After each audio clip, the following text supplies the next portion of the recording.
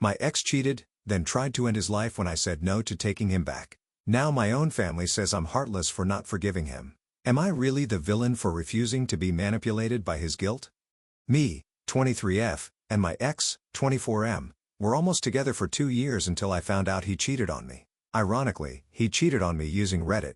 And to be honest, at first, I didn't believe it, but then I was hit with undeniable proof, so I hardened my heart and broke up with him.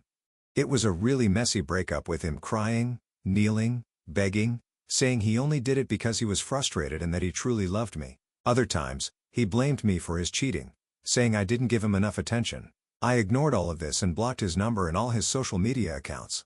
He tried using his family's phones to reach me, so I blocked them too, although I am civil with them despite all of this. Because he couldn't reach me through cyberspace, he eventually went to my house.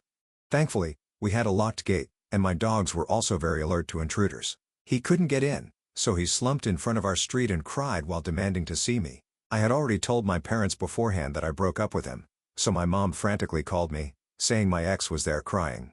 I immediately went back home and confronted him. He said a lot, saying how he couldn't live without me and that he'd kill himself if I wouldn't get back together with him. Now this is where I agree I did wrong. I laughed at him and said he could try. Then despite his pleas, I went inside my house, leaving him outside. After that, it became quiet for 2 to 3 weeks, so I thought he had finally left me alone. Then one day, I got a call from an unknown number, and when I answered it, it was his mom crying and telling me that whatever my ex did, I should forgive him because her son was in the hospital after trying to kill himself because I didn't want him back anymore.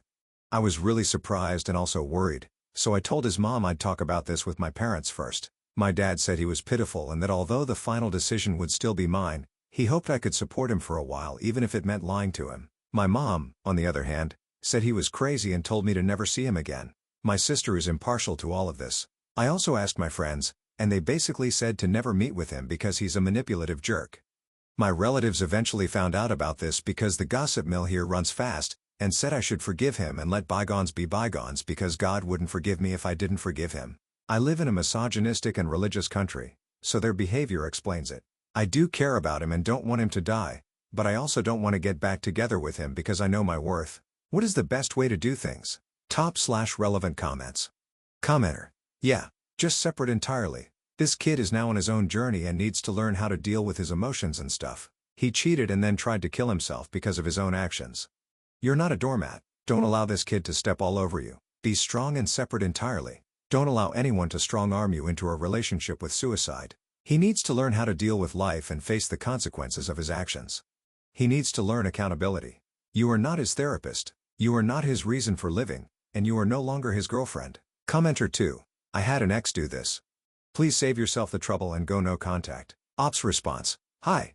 I didn't know this was a common tactic, and I am really curious as to what happened. Did the ex still bother you afterward?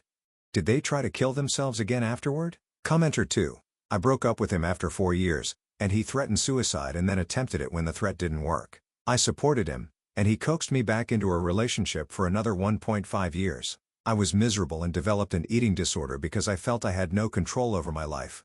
I was stuck with him. After hitting rock bottom myself, I grew some lady balls and broke it off. He reacted in the same way, and when I didn't respond with support, he continued with risk-taking behavior and half-hearted suicide attempts. When that didn't work, he started insisting he was schizophrenic and heard voices, and then began talking in a South African accent and referring to himself by a different name, like he had a split personality. His roommates called the CAT emergency mental health team, and the cops called me to go over and talk to him. I did, but I feel like even this may have been a manipulation tactic, and I went completely no contact after that. He was admitted to a psych ward. He continued messaging me for years after, sometimes claiming he was doing great, sometimes saying he was in a psych ward and would get out faster if I visited. I currently work with mentally ill people after getting my degree in psychology. A person doesn't have to be abusive to use this tactic. They normally just have low resilience and poor emotion regulation. They're reacting to emotion rather than actually attempting to kill themselves. To be honest, if they really wanted to die, they'd attempt it in a more foolproof way. These people want to be saved. Commenter 3. Warning: if he tries this, he may try to kill you and then himself next time. He is unstable, and you should stay away. Call the police and get a protective order issued. Block him on everything and learn methods of defending yourself. You may have to. This is not your fault, but if he blames you, an unstable mind can do anything. I'm rooting for you. Good luck. Response. Thank you. I sent his mother a short message saying that I will be going no contact, but I do hope for the best regarding his recovery. I also told her my mom agrees with my decision. She hasn't replied yet, and I'm a little scared of what she'll say next. I told my parents about the issues with safety in the future, if ever, and my dad says I'm overreacting, but my mom is 100% on my side. I'm glad she's here with me through this. Update, 2 days later. So I followed the advice here and went no contact. I sent a text to his mom saying that I'll go no contact but wish for his fast recovery. Basically, it did not go well, and it definitely got a lot worse before it got better. His mom sent me a lot of messages, most of which were curses. Yes, they included many derogatory words. I knew she was mentally troubled because of what happened to her son, so I ignored it and blocked her. When I woke up, I had lots of messages and message requests, and it was because she posted what was supposed to be a private matter on social media for the whole world to see. She even posted pictures of him in the hospital and tagged me. It was, overall, a very hateful post. She screenshotted my text message to her about going no contact. I was turned into a villain overnight. Most of my message requests were from my ex's relatives cursing me, and some were from random strangers who also rebuked me.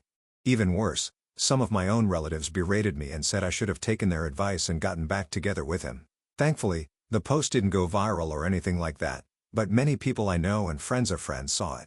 My mom told me to go on a social media detox or just stick to sites I'd enjoy and that she'd handle it. Well, she posted a response to my ex's mom's post, pointing out how she conveniently left out the part where her son cheated on me just to gain internet sympathy. My friends also backed it up and sent receipts and screenshots. My friends were among the first people to know about the cheating. The hate died down a bit, and I also received some support, but the damage had been done. My ex's company saw the post, both my mom's and his mom's, and they want to let him go because the whole issue is not good for their image since it reached a lot of people. I knew because my ex's mom privately messaged my mom asking her to delete her post because of it. She also said she'd delete her own post too. My mom got mad saying she'd refuse to delete it because now they want to be civil. But I did tell her to just delete it so the whole thing could be forgotten.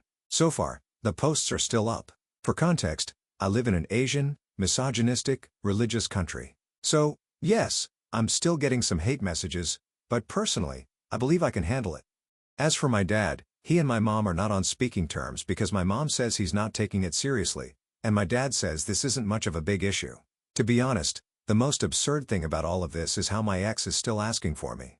I got a much unneeded update from one of his circle of friends who, by the way, knew about the cheating. All of his friends knew about the cheating and didn't think to tell me. I would like to thank all who gave me advice. I do not regret it one bit because who I believe to be good people, my ex and his mom, turned out to be manipulative and hateful. No worries. I will definitely not get in contact with any of them, now or in the future. Top/relevant comments. Commenter. Thank heavens for Op's mother. She was receiving such awful advice from so many others in her life. Commenter 2. I know it's not the most important thing here, but I'm consistently effing baffled that so many people knew she was being cheated on and didn't say anything. Absolute cowards. Editor's note. A lot of the other commenters were advising OP to get some kind of cease and desist letter and maybe a restraining order due to the ex's mom's continuous behavior. OP said she and her mom had been in contact with a lawyer to get more advice on this. OP has since deleted her account.